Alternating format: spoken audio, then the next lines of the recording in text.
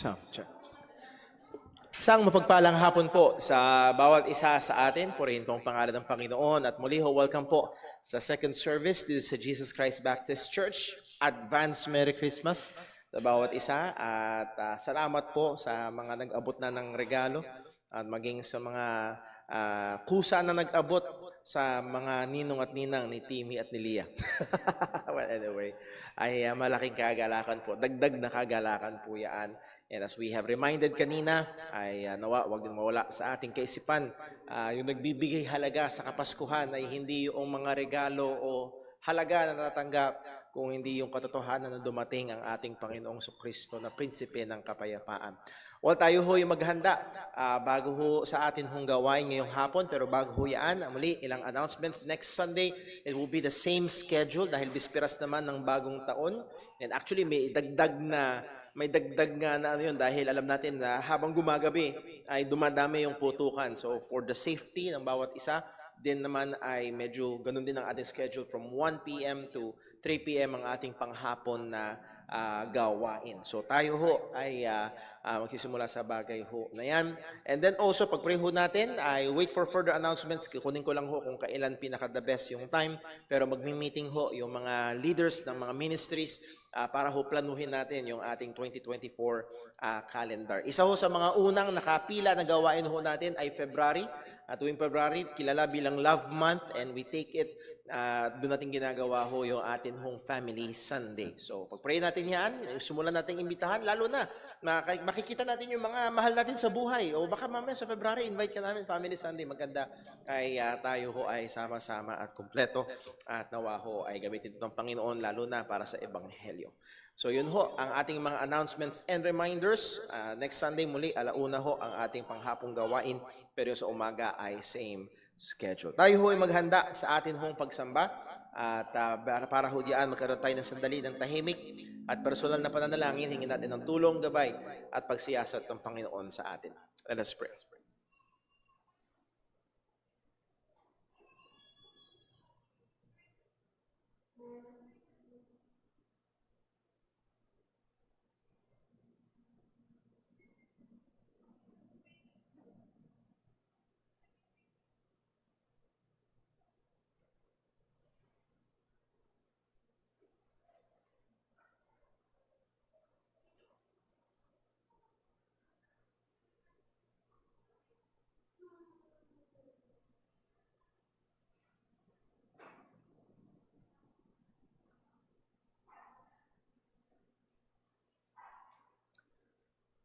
Tayo po ay sama-samang manalangin. Panginaming Diyos, aming Ama sa langit, aming makapangyarihan, buhay na Diyos, Ikaw, Panginoon, na sa amin ay nagmahal, nahabag at naging mabiyaya. At ibinigay mo yung bugtong na anak, ang aming Panginoong Hesukristo, Diyos na nagkatawang tao, upang mamatay sa krus ng Kalbaryo sa aming lugar, upang kami ay magkaroon ng kaligtasan. Salamat, O Diyos, sa katotohanan ito, at salamat din po sa kapayapaan na dulot nito sa bawat tunay na sumasampalataya sa Ebanghelyo. At Panginoon, sa daling ito, Panginoon, kami ngayon ay nagtitipon upang sambahin ka, upang purihin ka. At Panginoon, sa dami ng aming alalahanin at maaaring mga iniisip na preparasyon, tulungan mo nawa kami na mag-focus sa iyo. Na tunay naming mapuri ka, tunay naming masamba ka, tunay kaming makapag-alay sa iyo ng aming pananalangin, pagbabasa ng iyong salita, awitin, at lalo't higit, Panginoon, na aming mga sarili ay ipailalim namin sa otoridad ng iyong salita, ng iyong katotohanan, at ito'y patuloy na magbago sa amin sa wangis ni Kristo at maluwalhati ang iyong pangalan. Muli sa lahat ng amin pong gagawin, Ikaw po maitaas, maging sa pangangaral ng iyong salita, O Diyos, ay yung gabayan at bigyan ng karunungan, kapangyarihan ng mga ngaral upang maibahagi, maituro ng malinaw at maayos ang iyong katotohanan. Lahat ng ito, Panginoon, ay aming pinagkakatiwala sa iyo, maging ang mga pagdiriwang namin sa buong magdamag. Nawa, O Diyos, maluwalhati ka. Dalangin natin sa pangalan ng aming Panginoong Hesukristo. Amen. Stay po tayong lahat at tayo po umawit sa Panginoon.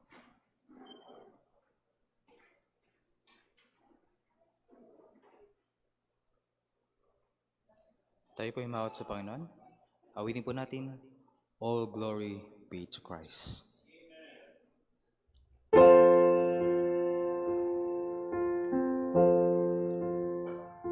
Should nothing of our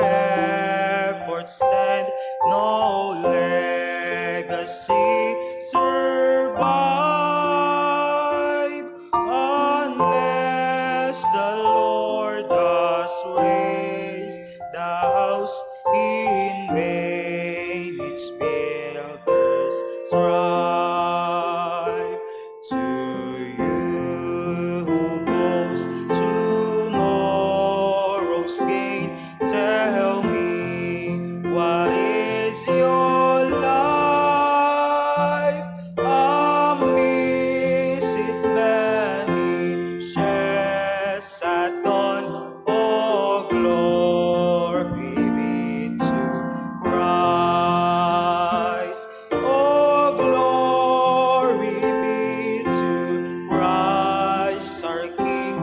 Oh, glory be to Christ. His rule and reign will ever sing. Oh, glory be to Christ.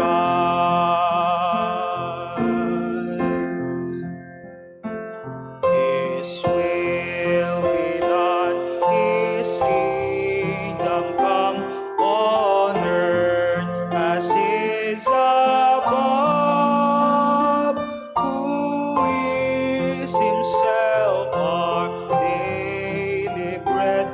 Praise Him, the Lord of love. Let living water satisfy the thirsty without price. Come eat of Him, our living bread. Oh, glory be to Christ. Oh, glory be to Christ our King. Oh, glory be to Christ. His rule and reign will ever sing. Oh, glory be to Christ.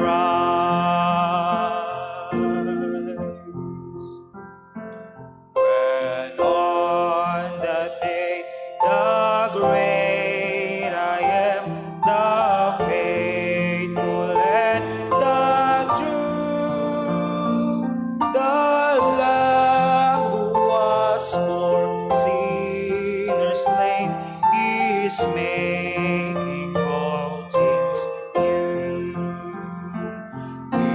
Behold, our God shall live with us and be our steadfast light, and we shall learn His people be.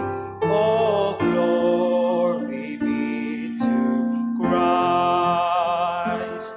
Oh, glory be to Christ our King. Oh, glory be to Christ. His rule and reign will ever sing. Oh, glory be to Christ.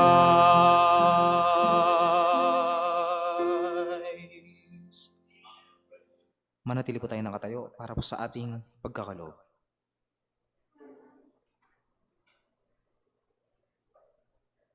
Para po sa ating pagkakaloob, basahin po natin ating talata na basehan po dito. Ito po ay mga galing sa 2 Korinto, chapter 9, verses 6 to 8. Sabay-sabay po nating basahin.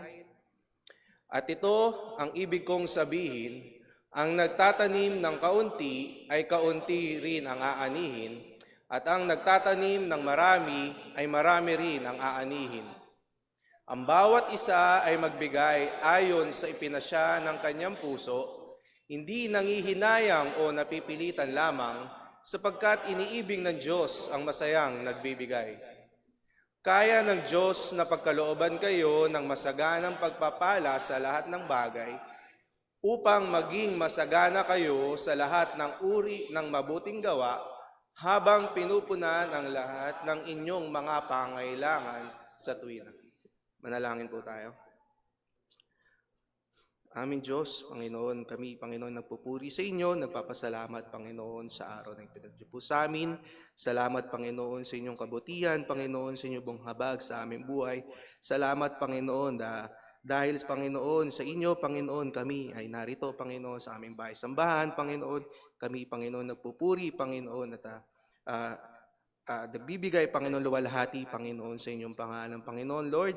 Kami, Panginoon, humihingi, Panginoon, ng kapatawaran sa aming mga kasalanan, sa mga karumihan, Panginoon, sa aming puso't isipan. Nawa, Panginoon, linisin niyo nga pang mga ito. Patawad, Panginoon, na kami, Panginoon, bilang makapagkasalanan, Panginoon, kayo pa rin, Panginoon, sa inyong mabuting gawa, sa inyong habag, Panginoon, ng nagbigay pa rin, Panginoon, sa amin, Panginoon, ng kaligtasan, Panginoon. Kayo, Panginoon, na nagkatawang tao, Panginoon, upang saluhin, tanggapin, Panginoon, yung mga parusa, yung galit ng Ama, Panginoon. Dapat kami, Panginoon, mga makakasalanan, Panginoon, ang tatanggap, Panginoon. Maraming salamat, Panginoon, sa inyong kabutihan, Panginoon, sa amin, sa inyong habag, Panginoon. Dahil sa inyo, Panginoon, meron kami, Panginoon, na buhay na walang hanggan, Panginoon, na inyo pong pinangako, Panginoon. Maraming salamat po.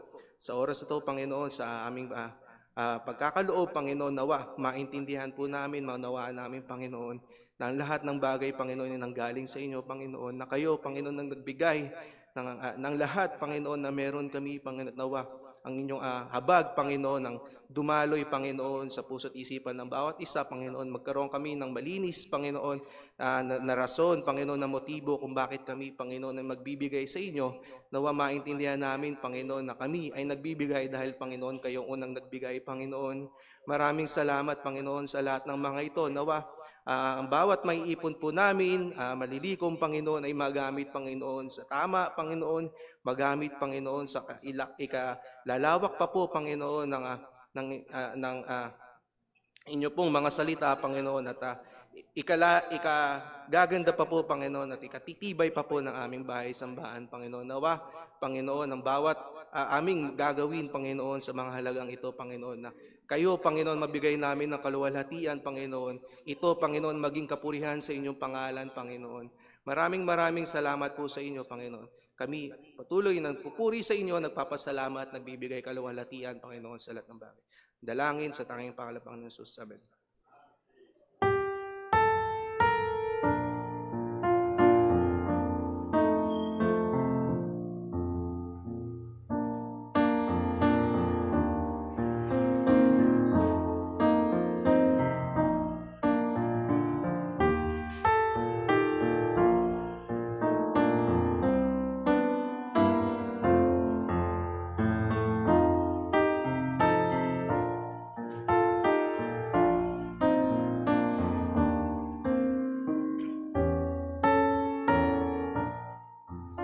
Muli po tayong makawit sa Panginoon. Awitin po natin, Joy to the World.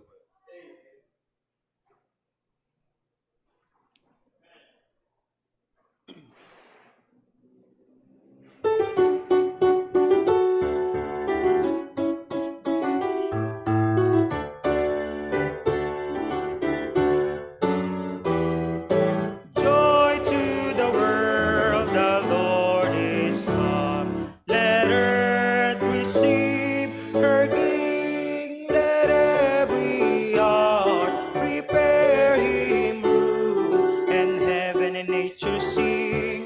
And heaven and nature sing. And heaven and nature sing. Joy to the earth, the Savior reigns.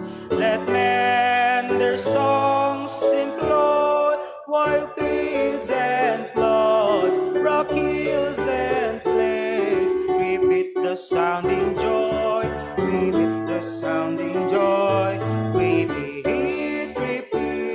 the sounding joy.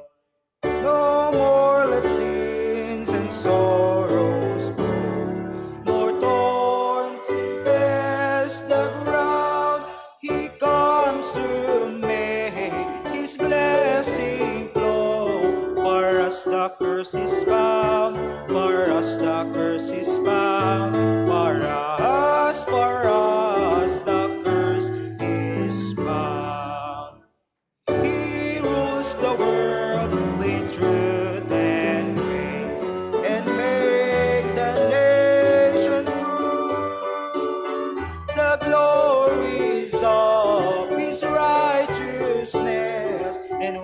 wonders of His love, and wonders of His love, and wonders of His love.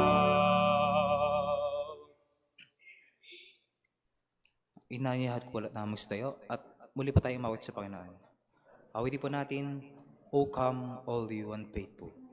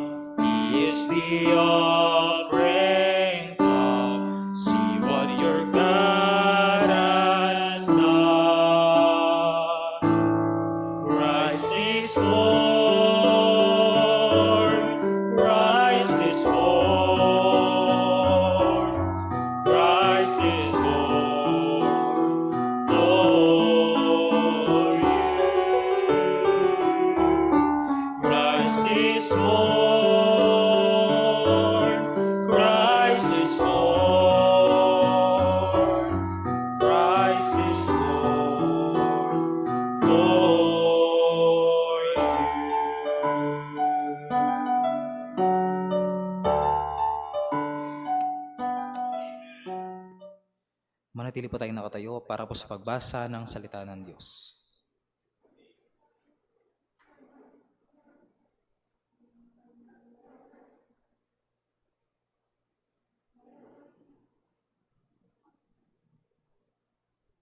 Purihin ang ating Panginoon.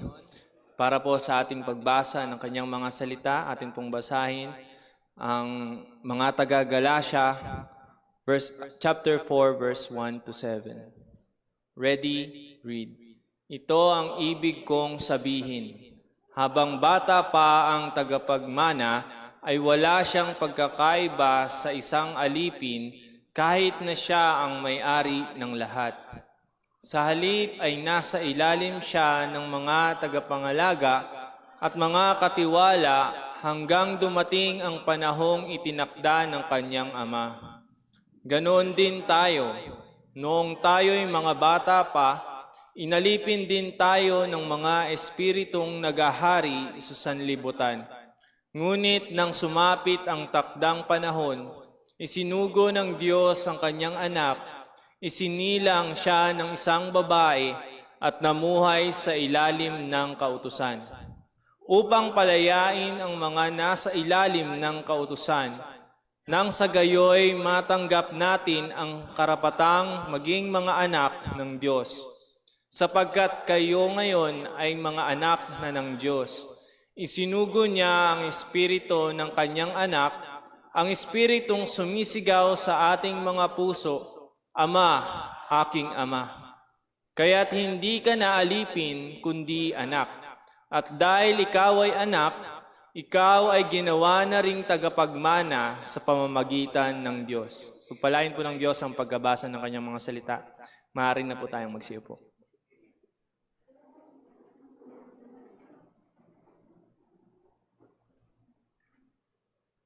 Amen. Purihin po ang Panginoon. Magandang hapon po. Napakaganda ng mensahe nung huli nating inawit. Come though you have nothing, for He, Jesus Christ, is the offering. Amen. Ngayon po ay tumungo tayo sa ating pag-aaral ng salita ng Diyos. Ang sabi ng isang famous Christmas song, you better watch out, you better not cry, you better not pout. I'm telling you why. Santa Claus is coming to town. Kinanta niyo po ba sa inyong isip? Ngayong hapon ay pag-aaralan natin na hindi ang pagdating ni Santa Claus ang siyang dahilan kung bakit merong Pasko, kundi dahil sa pagdating ng tagapagligtas na si Jesucristo sa sanglibutan upang tubusin tayo sa ating mga kasalanan.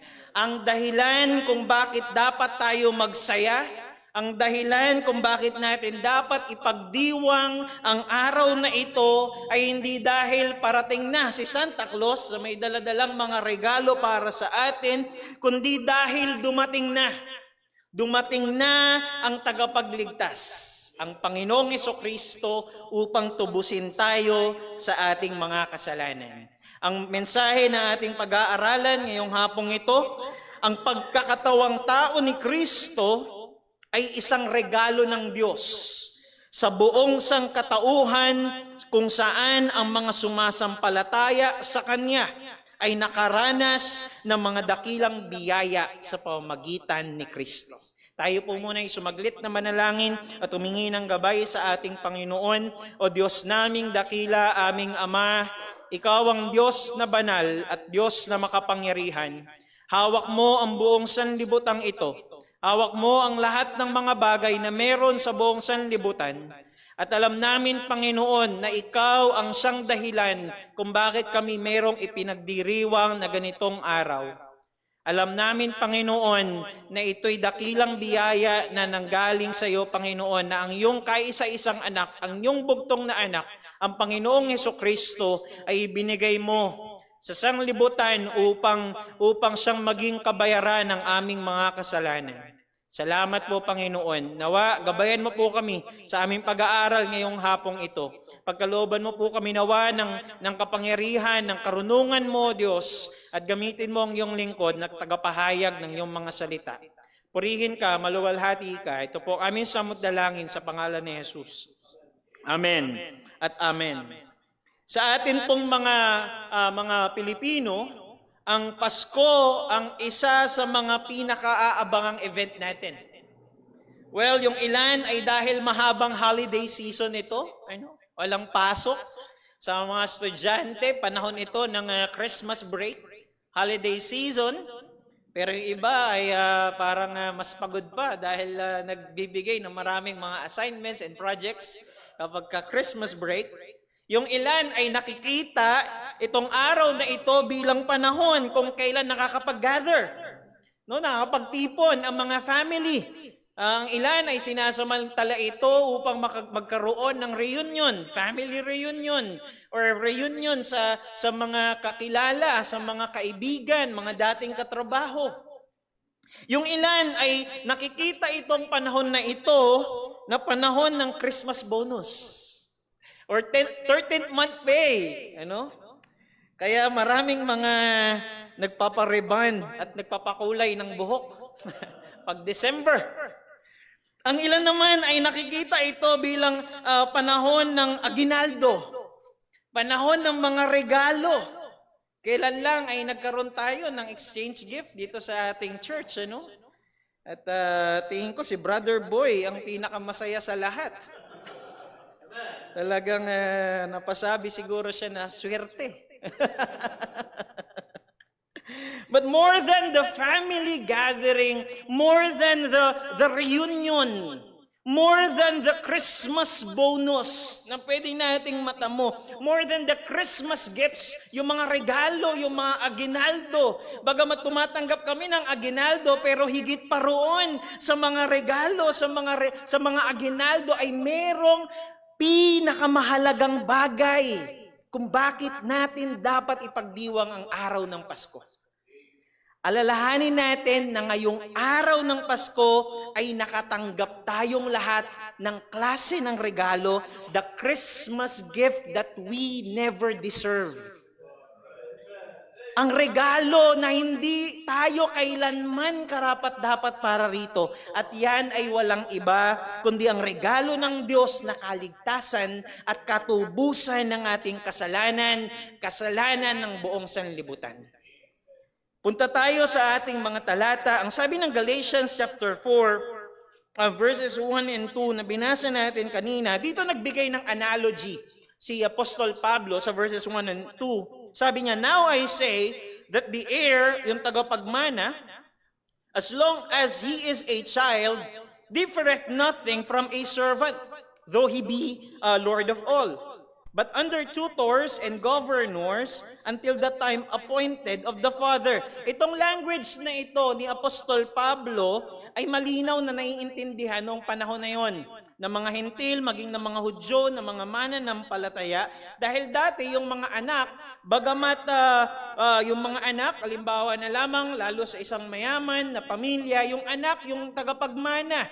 At yung bilang isang tagapagmana, hindi niya agad-agad matatanggap yung kanyang minana kahit pa lumauna o namatay na yung kanyang magulang. Hindi agad-agad. Bakit? Dahil yung kanyang ama, na siyang, kumbaga, siya yung humahawak ng kayamanan, yung ama na magbibigay ng mana sa kanyang anak, itatakda niya kung kailan matatanggap ng kanyang anak, yung mana, yung kayamanan. Halimbawa na lamang ay pag dumating siya sa ganitong edad, halimbawa ay pag hindi na siya minor de edad, 18 years old na or 21, ay doon niya matatanggap yung kanyang mana. So maglalagay din sila noon, yung tatay na magbibigay ng mana, maglalagay din siya actually ng ilang mga qualifications. Na dapat at this certain point, yung appointed time ng father, kung kailan matatanggap ng kanyang anak yung mana, ay dapat na-meet na rin ng anak yung qualifications. So doon ngayon papasok yung role na sinasabi ng talata na tutors and governors. Alright? Sila yung magsisilbing guardian. Yan yung ginamit na term sa ESV, guardian ng bata and manager ng mana o yung inheritance na kanyang mamanahin. Yung tutors, tuturuan nila yung bata na habang siya'y tumatanda, kasama na rin dyan yung pagturo nila doon sa bata kung paano niya i-manage in the future yung inheritance na kanyang mamanahin. Yung governor, sila yung parang sa panahon natin, yung parang property manager. Sila yung may hawak, sila yung nagmamanage nitong inheritance nito, and they will make sure na nasa maayos na kalagayan itong mana na ito, itong kayamanan na ito, para pag dumating na yung appointed time na inilagay, itinakda ng tatay, ng father, ay matatanggap ito ng anak. Using this analogy, ang sabi ni Apostol Pablo, ganun din tayo.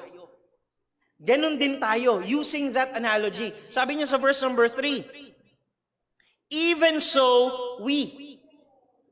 Gayon din naman tayo. "When we were children, were in bondage under the elements of the world." Ang sinasabi kasi kanina ni Apostol Pablo, yung isang anak na wala pa siya sa appointed time. Wala siyang pinagkaiba sa isang alipin na kumbaga parang wala siyang mana. Kumbaga wala pa dahil hindi pa nga niya tinatanggap yung inheritance na yon.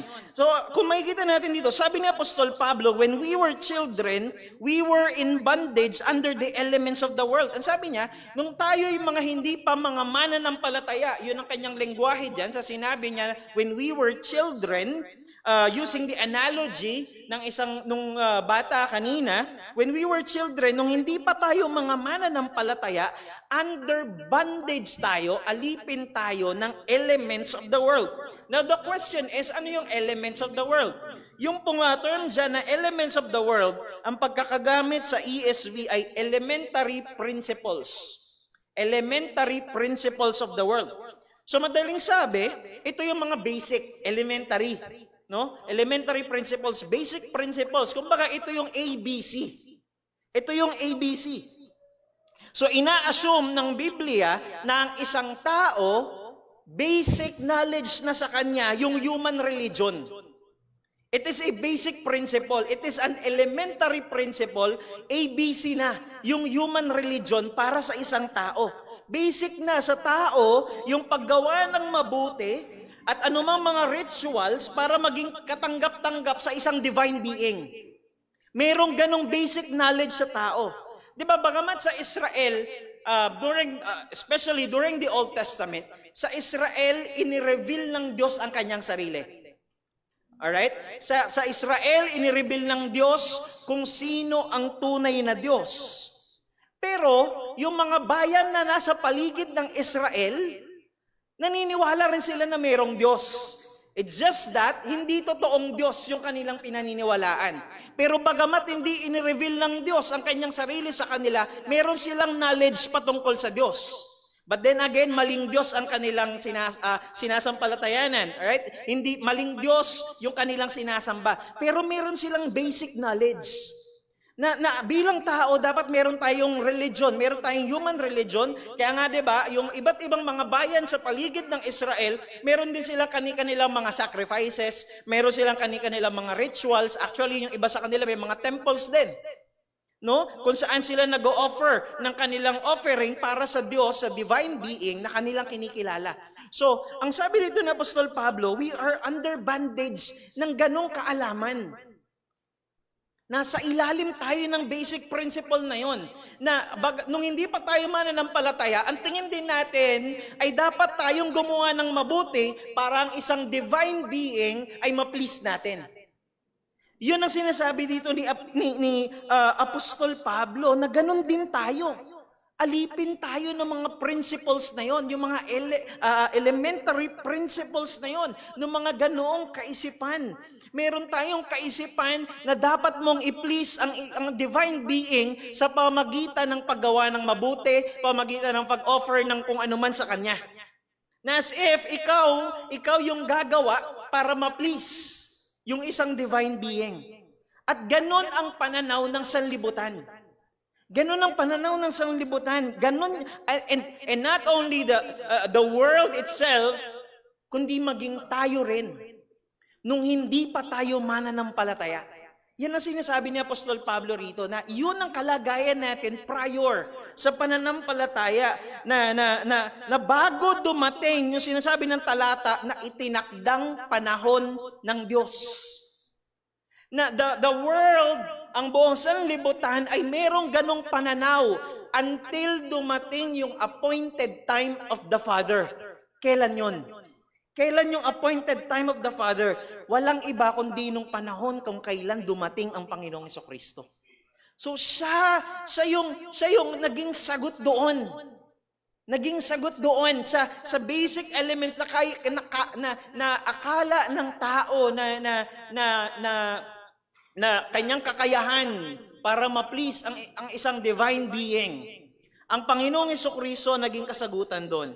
Ang sabi ng chapter 4, verse 4 ng Galatians, punta tayo sa ating text, sa verse number 4, but when the fullness of time was come, dati, ito yung pananaw natin, we were in bondage ng basic elements of this world. basic or the elementary principles of this world. But when the fullness of time was come, sabi na, God sent forth His Son, made of a woman, made under the law. So makikita natin yan from that text, merong itinakdang panahon ng Diyos kung kailan darating ang tagapagligtas. Merong appointed time. Katulad na lamang sa isang magbibigay ng mana sa kanyang tagapagmana, ina-appoint niya yung panahon kung kailan. So ganun din ang ginawa ng Diyos Ama. Nag-appoint siya ng araw kung kailan darating ang Mesiyas. So makikita natin dito from this text, yung probidensya ng Diyos kung paano siyang kumilos sa buong kasaysayan para mangyari lahat. Mangyari lahat yung itinakda ng Panginoon na maihanda ang lahat ng mga pangyayari sa buong mundo para sa pagdating ng Mesiyas. So inihanda ito ng Ama. So kumilos ang Diyos na mangyari yun lahat, mangyari ang lahat ng bagay sa itinakdang panahon ng Ama. Itinakdang lugar, itinakdang mga tao, itinakdang political situation ng Israel during that time, at upang ang lahat ng ito ay sumang-ayon sa perpektong plano ng Diyos. Makikita natin na hindi lamang basta dumating ang Mesiyas, maaaring dumating ang Mesiyas noong panahon ng mga hari ng Israel. Pero hindi yun ang itinakda ng Ama. Maaring dumating ang Mesiyas noong panahon ng mga propeta kung kailan ay pinapahayag may tagapagligtas na darating, pero hindi siya dumating noon. Dahil merong itinakdang panahon ng Ama. Maaring dumating ang Mesiyas noong panahon ng mga godly priests. Na godly pa yung mga high priest, pero hindi yun ang itinakdang panahon ng Ama. Meron siyang itinakdang panahon. Bakit? Dahil makakaapekto yung lahat ng yon sa magiging outcome kung paano tatanggapin or tatanggihan ng bayang Israel ang Mesiyas. And remember, di ba, sa preaching last time ni Brother Paul, walang kung anumang dahilan para bumalik sina Jose at Maria sa Bethlehem. Pero bumalik sila doon dahil sa political situation during that time. Kasama ito sa probidensya ng Panginoon. No? Bagamat hindi po natin alam kung anong date nga talaga ipinanganak ang Panginoong Jesucristo. Hindi natin alam kung December 25 nga ba, kung pag-aaralan natin, sabi nila possibly around August to October, nasa ganyan yung estima, depende kung anong kalendaryo ang ginagamit at anong panahon, maaari na nasa ganong panahon. Though hindi natin alam, pero sigurado tayo na merong itinakdang panahon ang Diyos Ama kung kailan darating ang Diyos Anak, ang Mesiyas bilang tagapagligtas. And it all happened according to the perfect plan of God. Lahat ng ito'y nangyari sang-ayon sa perpektong plano ng Diyos. Ano sabi ng verse 4? But when the fullness of the time was come, nung dumating na, nung nangyari na lahat ng mga itinakdang bagay ng Panginoon, ng Diyos Ama para mangyari yun, when the fullness of the time was come, God sent forth His Son, made of a woman. Pinadala niya ang kanyang anak, made of a woman. Though, dito sa text, assumed na born of a virgin si Christ. Of course, pero hindi kasi yan yung naging emphasis dito ni Apostol Pablo. Yung pagkakagamit dyan na made of a woman, hindi yung virgin birth ni Christ, bagamat again, assumed na ito, tinuturo ito ni Apostol Pablo sa ilang mga talata, but not on this text. Not on this particular text. Ang sabi ni Apostol Pablo, yung Son, yung Messiah, was made of a woman. Anong ibig niyang sabihin dito? Ang binibigyan dito ng emphasis ni Apostol Pablo ay yung humanity ni Christ. Yung kanyang pagiging tao. Na siya'y ipinanganak ng isang tao na isang babae. So yung kanyang ibig sabihin dito na ipinanganak ng isang tao na babae si Kristo, at si Kristo ay isang tao. Dahil siya ipinanganak ng isang tao. So napakahalaga po na si Kristo, ang Mesiyas, ay parehong Diyos at tao. Fully God and fully man. Truly God and truly man. Sabi nga ni John MacArthur, Jesus had to be fully God for His sacrifice to be of the infinite worth needed to atone for sin. But He also had to be fully man so He could take upon Himself the penalty of sin as our substitute. So ang ibig niya sabihin dito, ang sinasabi niya rito, na ang tinuturo ng Biblia ay infinite at eternal ang kabayaran ng kasalanan. Infinite. Walang hanggan. Why? Dahil lang ang kasalanan natin is against an infinite and eternal God. So therefore, yung sin ay equal value nung ginagawa ng kasalanan. So yung kabayaran ng kasalanan is also infinite and eternal. So ibig sabihin, ang isang finite, tayo yon. Ibig sabihin ay meron tayong hangganan. Ang isang finite being, hindi po talaga natin kailanman magagawa na bayaran yung kabayaran. Dahil infinite, eternal yung kabayaran. So kahit anong pagsusumikap ng isang finite being, hindi natin kayang bayaran. So ibig sabihin, dapat ang meron lang kakayahan na magbayad doon ay isang infinite being. Isang eternal being din. So in this case, Diyos lamang. Diyos lamang ang infinite, Diyos lamang ang eternal. So tanging Diyos lamang ang may kakayahan na magbayad ng kasalanan. Hindi kaya ng isang finite being na katulad natin. Tanging ang Diyos lamang. Pero naroon din ang katotohanan sa kabilang banda na tao ang nagkasala. Hindi naman Diyos ang nagkasala eh. Ang tao ang nagkasala. Kaya kung tutuusin, dapat tao ang magbayad. Kaso ang problema, Diyos lang ang may kakayahan.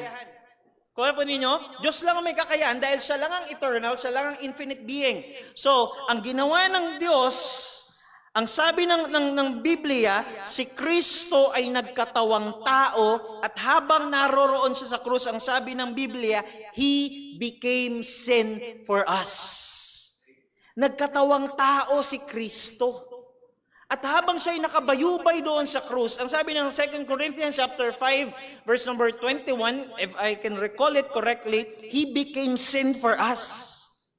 So bagamat walang kasalanan si Kristo, wala siyang kasalanan, He is perfect, wala siyang kasalanan, He is just, He is righteous, pero habang naroon siya sa krus, binabayaran niya yung kabayaran ng kasalanan na tinitignan siya ng Ama bilang isang fully and truly human na daladala niya yung mga kasalanan nating lahat na parang siya yung nagkasala, na parang siya yung gumawa ng kasalanan, I mean.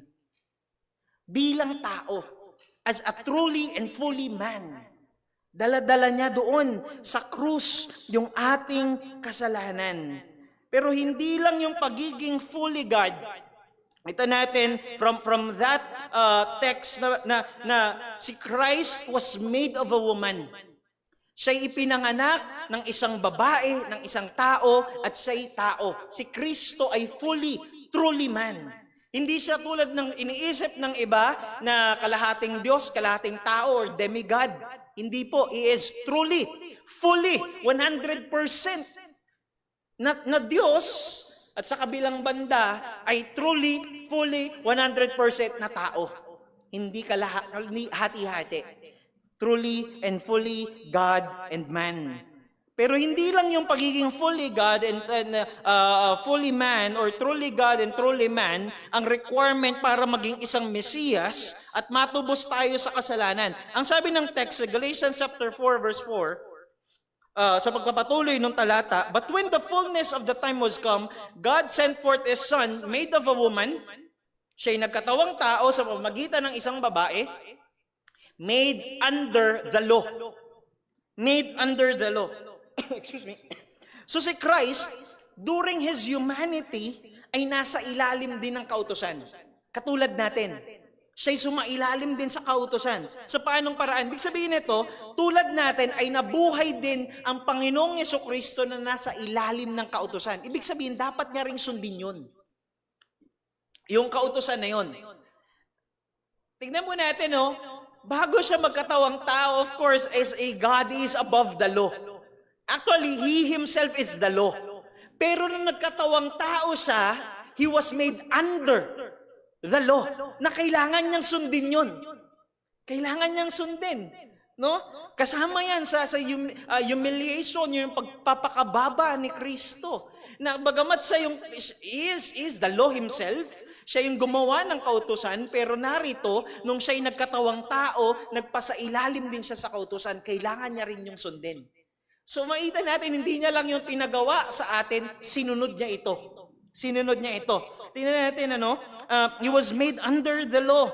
So makita natin na buhay siya sa ilalim ng kautusan. At tulad nga ng preaching natin, 2 Sundays ago, sa Hebrews chapter 10, na si Christ ang naging perfect sacrifice para sa ating kasalanan. Bakit?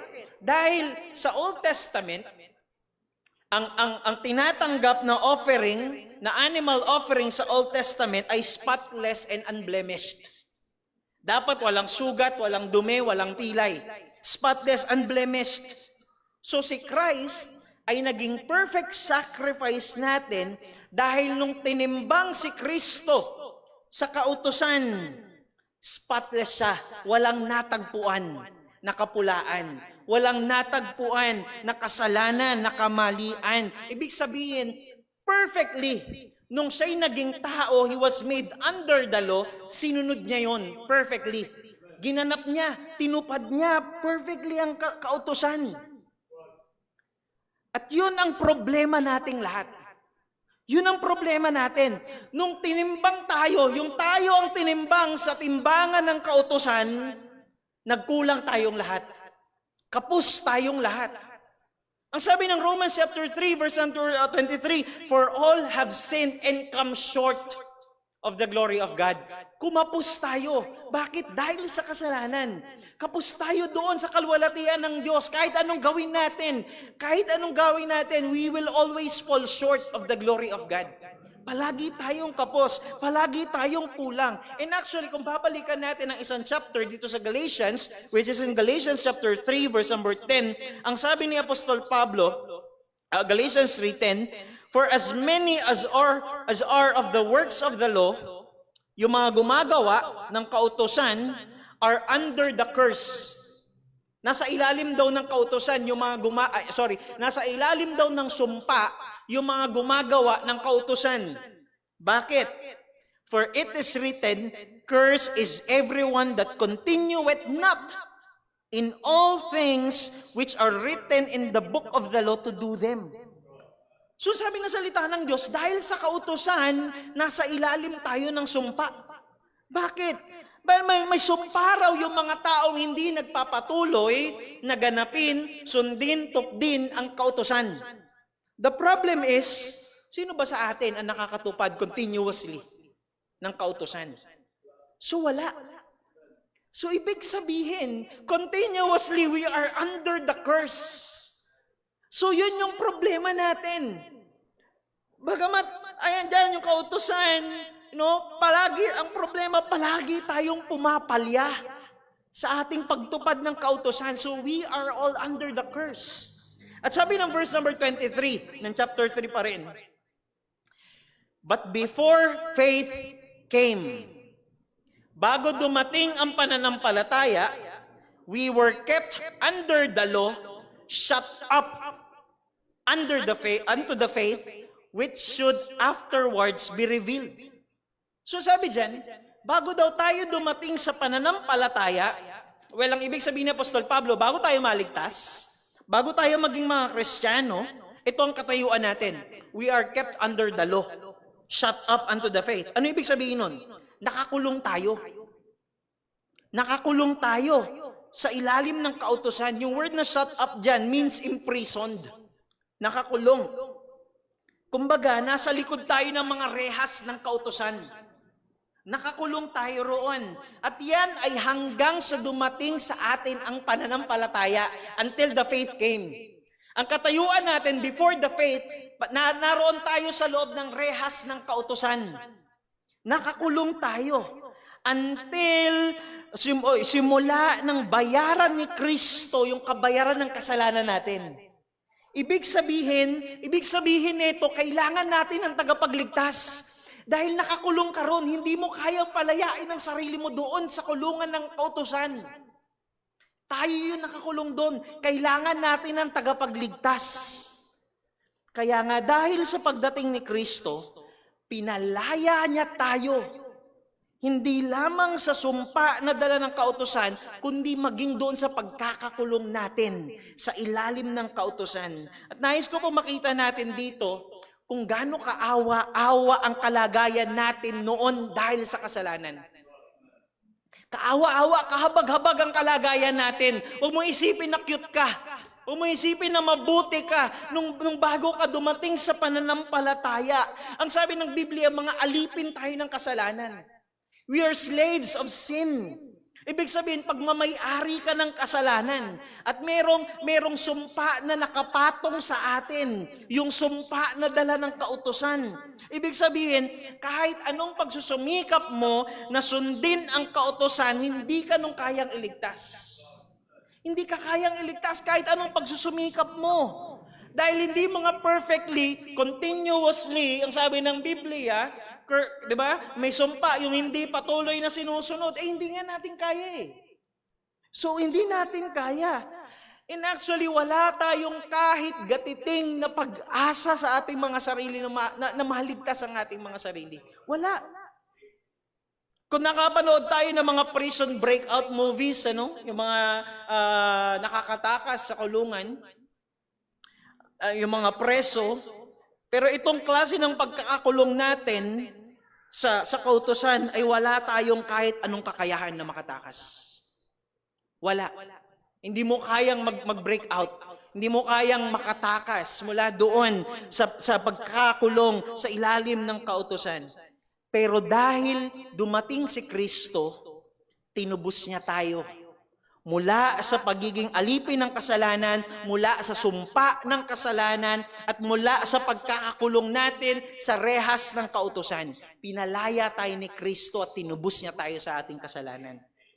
Mga kapatid, kaya ako sinabing gusto nating makita kung gaano kaawa-awa yung kalagayan natin noon dahil para makita natin kung gaano kadakila yung biyaya ng Diyos na naranasan at tinanggap natin mula kay Kristo.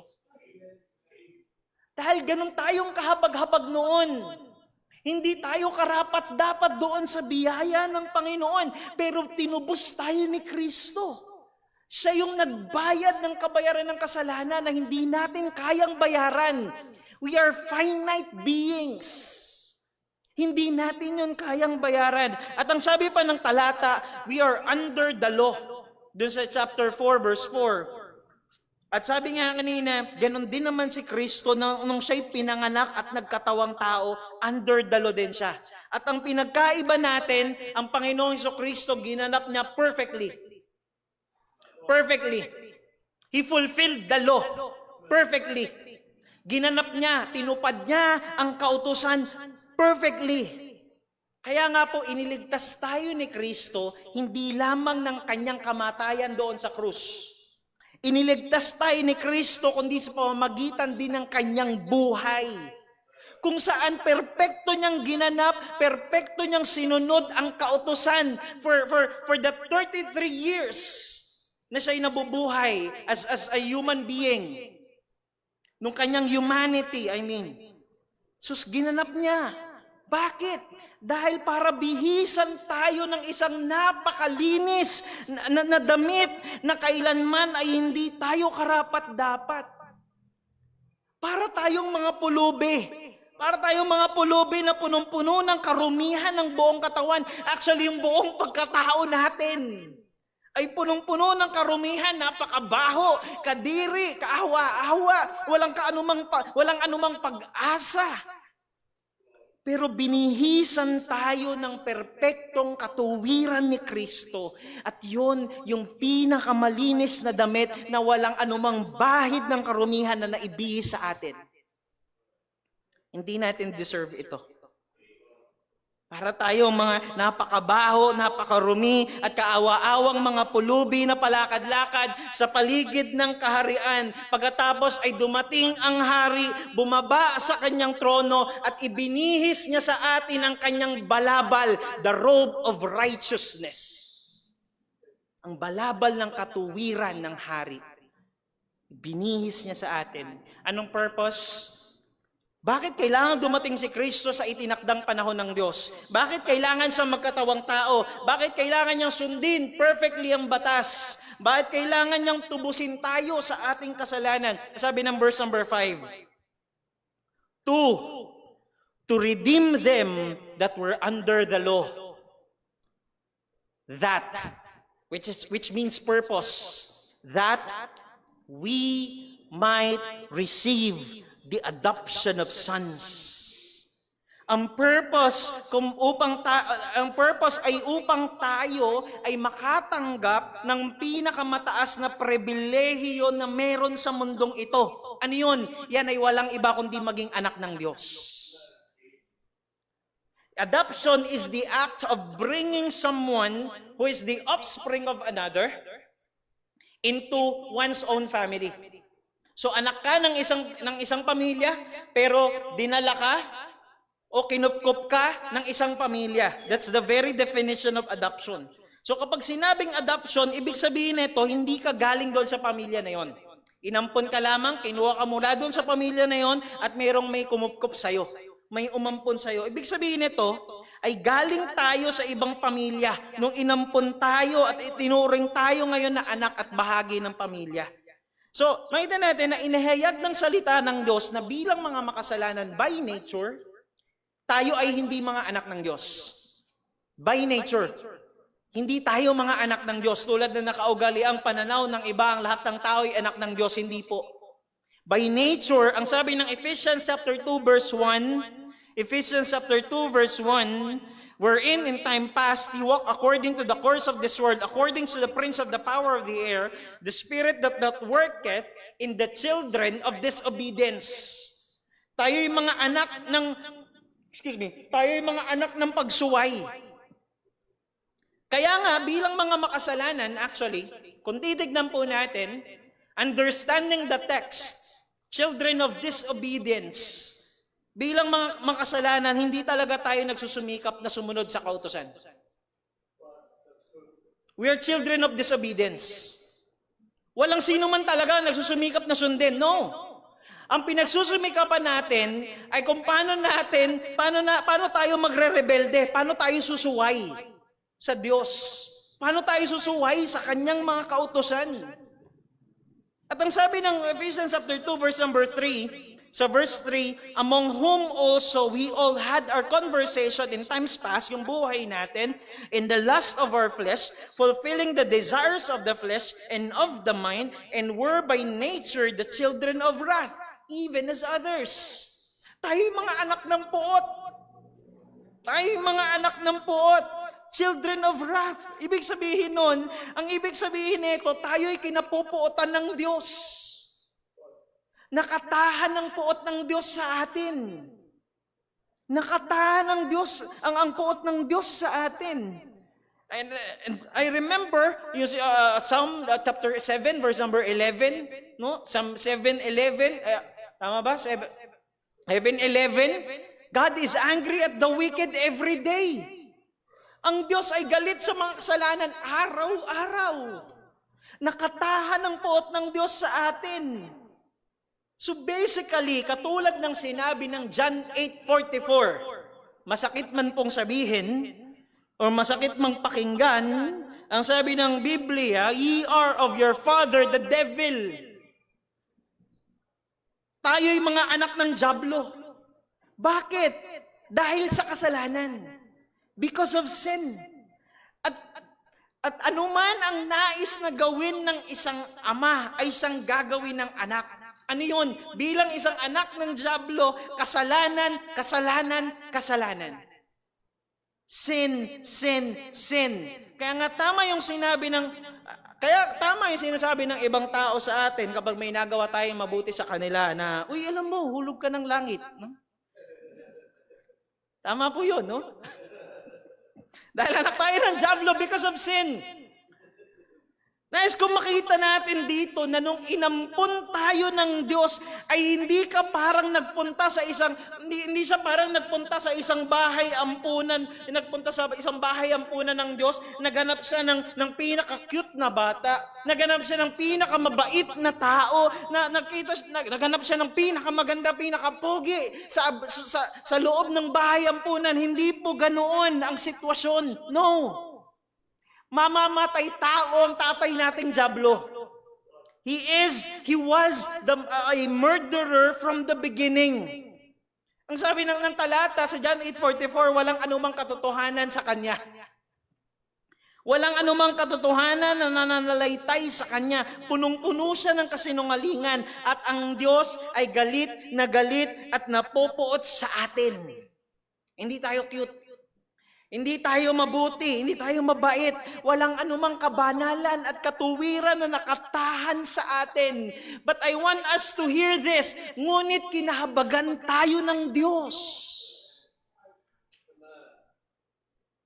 Kinaawaan tayo ng Panginoon. Biniyayaan tayo ng Diyos. Ayun yung kalagayan natin dati. Kaaway tayo ng Diyos. Galit sa atin ng Diyos at galit din tayo sa Kanya. Hindi man nga lang natin pinagsusumikapang sundin ang Kanyang mga kautusan, ang ginagawa natin ay pinagsusumikapang suwayin ang Kanyang kautusan. Ngunit bago pirmahan ang adoption papers, ay kailangan ka munang bilhin. At ang binayad ay hindi salapi. Ang ibinayad ay ang buhay mismo ng bugtong na anak ng Diyos na siyang kumupkup sa atin.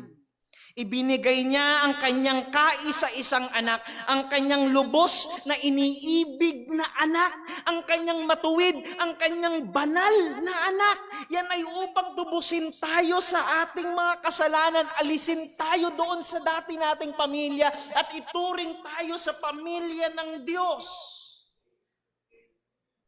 At ngayon, ibinibilang tayo ng Panginoon na bahagi ng kanyang pamilya.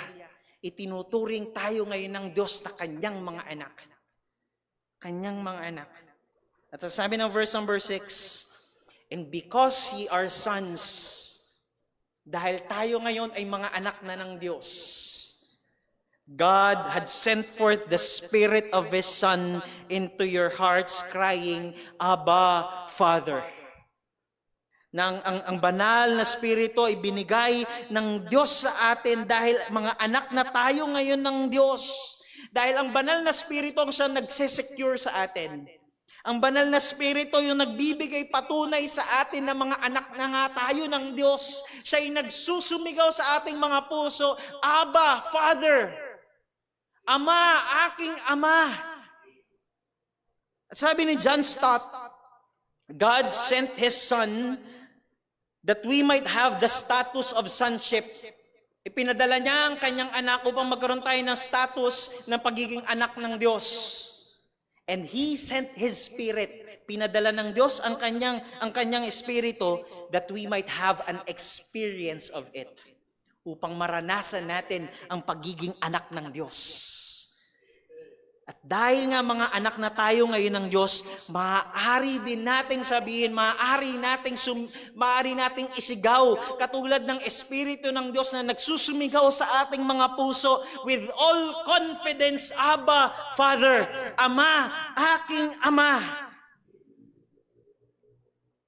Ang isang napakataas na hari, ang Diyos na pinakamakapangyarihan sa lahat, nakaaway ang turing sa atin dahil sa kasalanan. Kinapupuotan niya tayo at tayo rin ay galit sa Kanya. Bumaba siya sa Kanyang trono. Binihisan tayo ng Kanyang balabal. Nilinis niya tayo ng Kanyang katuwiran. Kinupkop niya tayo sa Kanyang pamilya at pwede mo na siya ngayon tawaging Ama. Abba, Father. And so, mas lalo nating ma-appreciate yung sinabi ng verse number 7. Ang ganda ng translation kanina sa Tagalog. Kaya't hindi ka na alipin.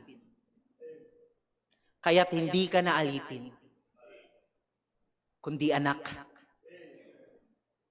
Remember yung story ng isang prodigal son? Na nung winaldas niya na lahat ng ari-arian na minana niya galing sa kanyang ama, nung nawala na ang lahat ng ito, sabi niya, iniisip niya, babalik ako sa bahay ng aking ama. Pero babalik na lang ako doon, magiging servant na lang ako. Magiging alipin na lamang ako. Pero pagkadating niya sa kanilang tahanan, nakaabang na mula sa malayo ang kanyang ama. Naghihintay, sinalubong siya at tinanggap siya muli, hindi bilang isang alipin, kundi bilang isang anak. Sabi ng talata, kaya hindi ka na alipin. Hindi na tayo alipin, kundi isang anak. Hindi na tayo alipin ng kasalanan, kundi itinuring na tayo ng Diyos bilang kanyang mga anak. Tinuturing na tayo ngayon na anak ng Diyos na hari ng buong sanlibutan. At hindi lamang tayo basta mga anak. Ang sabi ng talata, at dahil ikaw ay anak, ikaw ay ginawa na ring tagapagmana sa pamamagitan ng Diyos. Kinupkop tayo ng Diyos sa kanyang pamilya. Itinuring tayo na kanyang mga anak at tayo yung ginawang mga tagapagmana sa pamamagitan ni Kristo. At yung inheritance na yon na kaloob ng Diyos sa bawat isang mananampalataya ay higit pa sa lahat ng material na bagay na meron sa mundong ito. And sabi ng Ephesians chapter 1 verse number 3, Blessed be the God and the Father of our Lord Jesus Christ, who had blessed us with all spiritual blessings in heavenly places in Christ.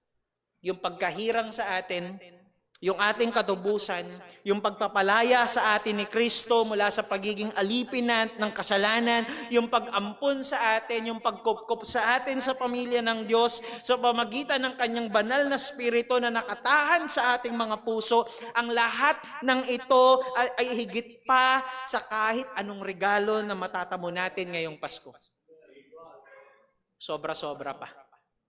So, higit-higit. Itong dakilang biyaya na ito na ating natamo. Kaya nga kung wala ka pa kay Kristo, merong regalo ang Diyos para sa atin sa pamamagitan ni Kristo. Yan ang kaligtasan na tanging matatamo lamang natin sa pamamagitan ng pananampalataya at pagsisisi sa ating kasalanan. Hindi mo maililigtas ang iyong sarili. Hindi ito sa pamamagitan ng gawa. Kahit anong pagsusumikap mo na tuparin, hindi mo matutupad. Palagi kang kapos. Palagi tayong kapos dun sa pamantayan ng Diyos. Kailangan mo ng tagapagligtas. Kailangan mo si Kristo. Kailangan mo nang magbabayad ng kasalanan mo dahil hindi mo kayang bayaran. Infinite, eternal yung kabayaran. Hindi mo kayang bayaran. Kaya nga ang panawagan ng Ebanghelyo, manampalataya ka kay Kristo. Magsisi ka sa kasalanan mo at si Kristo ang naghihintay na regalo para sa iyo. At sa ating mga mananampalataya, mga kapatid, nakatanggap tayong lahat ng dakilang regalo mula sa Diyos na kailanman hindi tayo karapat-dapat. Inibig tayo ng Panginoon. Kinahabagan tayo ng Diyos mula doon sa katayuan natin na kaawa-hawa nating kalagayan. Wala tayong kahit gatiting na pag-asa. Ibinigay niya ang kanyang kaisa-isang anak, ang kanyang lubos na iniibig na anak, ang Panginoong Jesucristo, na siyang nagkatawang tao, ibinaba ang kanyang sarili, perpektong tinupad ang kautusan at namatay upang bayaran ng kabayaran ng kasalanan natin. At yung kabayaran ng kasalanan natin, hindi natin kailanman kayang bayaran, siya yung nagbayad nun. At hindi lang yon, itinuring tayong mga anak ng Diyos. We have been declared as sons of God. At ginawa tayong mga tagapagmana sa pamamagitan ni Kristo. At ano ito ngayon para sa atin? Sa pagdiriwang natin ng Kapaskuhan sa ating mga tahanan, Alalahanin natin na ang araw na ito ay hindi lamang tungkol sa mga regalo, hindi lamang tungkol sa handa, hindi tungkol sa salad, hindi tungkol sa kung anumang lechon at masarap na handa. Ito'y tungkol sa pagdating ng tagapagligtas na si Jesucristo. Ipinanganak ng isang birhen upang maranasan natin ang dakilang biyaya na hindi tayo karapat-dapat ngunit ipinagkaloob ng Diyos para sa atin. Ibigin natin ang Diyos na ito. Ibigin natin siya ng ating buong buhay. Sa sobrang dakila ng biyaya na naranasan natin, walang puwang dapat sa ating mga buhay na hindi tayo magpuri sa Panginoon dahil karapat-dapat siya. Karapat-dapat siya. Ibigin natin ang Diyos ng ating buong lakas. Huwag mong sayangin ang lakas mo sa ibang mga bagay. Ibigay mo yan para sa Panginoon. Ilagak natin ang ating lakas para sa Kanya. Ilagak natin ang ating kaisipan para sa Kanya. Ibigin natin ang Panginoon ng ating buong kaluluwa, ng ating buong isip, ng ating buong lakas, ng ating buong buhay. Habang malakas pa tayo ngayon, hanggang sa ating pagtanda, dahil walang limitasyon ang paglilingkod sa Panginoon. Walang limitasyon. Hanggat kaya mong ibuka ang iyong mga bibig, ibuka mo para sa Panginoon. Hanggat kaya mong lumakad, humakbang, hanggat kaya mong gumalaw, gumawa ka ng mga bagay para sa Panginoon. Huwag mong sayangin ang iyong lakas, huwag mong sayangin ang iyong buhay, dahil ibinigay ng Panginoon yan upang magpuri ka para sa Kanya. Iniligtas tayo ng Panginoon para sa Kanya. Para sa Kanya. Natanggap natin ang dakilang biyaya na ito. Hindi tayo karapat-dapat. Pero karapat-dapat siya sa lahat ng ating pagsamba, sa lahat ng ating pagpuri, sa lahat ng ating pag-ibig para sa Kanya. Tayo'y manalangin. O Diyos naming dakila, aming Ama na makapangyarihan sa lahat, Lord, kulang ang salitang pasasalamat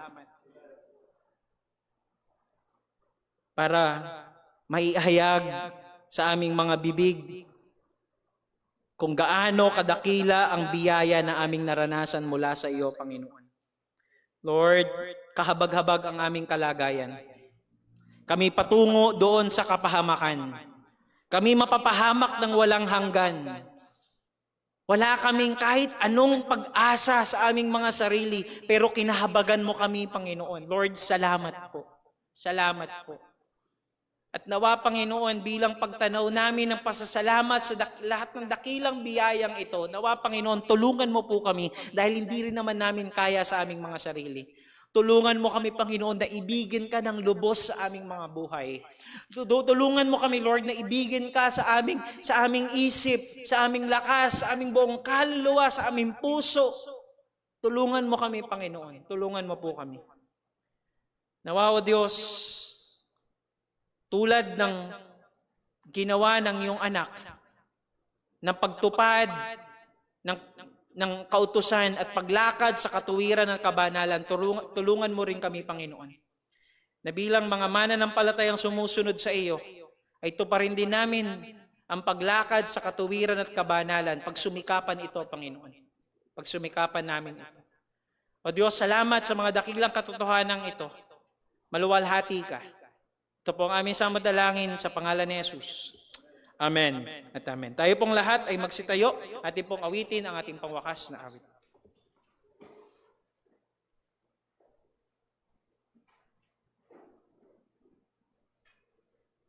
Tayo po yung mawit sa Panginoon.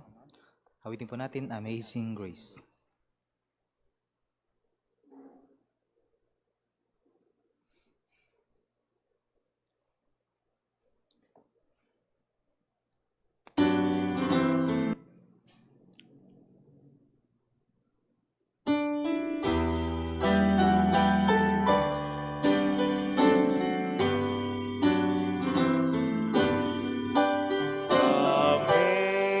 Amazing grace, how sweet the sound that saved a wretch like me. I once was lost, but now am found. Was blind,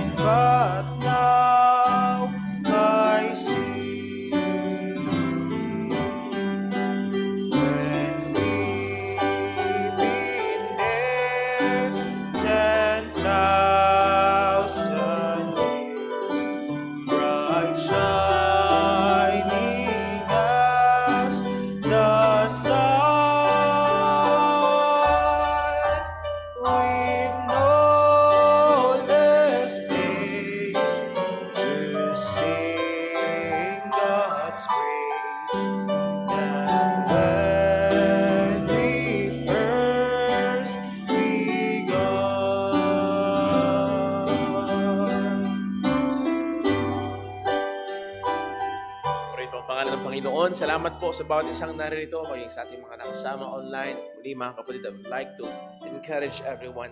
Balikan natin ang mga salita ng Diyos. Pagbulayan natin ang mga katotohanan na ito kung paanong ibinigay ng Ama ang kanyang anak para sa ating katubusan. And then we can call Him our Father. Napakasarap, napakaganda na ito'y katotohanan ngayong Kapaskuhan. At sa ating paghiwa-hiwalay, nawa ang pag-ibig ng ating Ama, ang biyaya ng ating Panginoong Hesukristo, at ang kapangyarihan ng Banal na Espiritu ay sumabawat isa sa atin at patuloy tayong maging may liwanag na ilaw at maalat na asin saan man tayo nilagay ng Diyos para sa kanyang kapurihan. Dito tatapos ang ating pangalawang gawain at diretso ho tayo sa ating prayer meeting. Dito natin iaayos yung upuan. Dito na lamang po tayo at tayo ho ay makakaupo na.